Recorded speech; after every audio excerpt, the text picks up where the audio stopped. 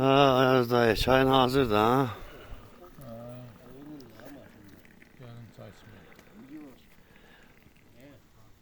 Aprel ayının 30'u Qax rayonu Köçəri arıçılıq 2026-cı ilin ilk arı köçünü gerçəkləşdirdik.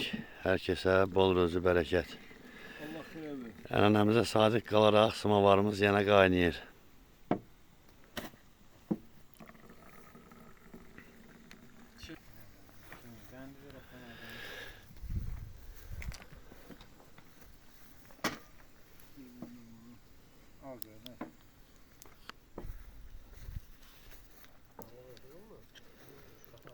Arxanamızı yerləşdirdik.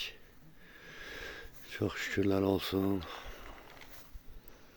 Bütün zəhmətkeşlərə bol ruzi bərəkət arzulayırıq.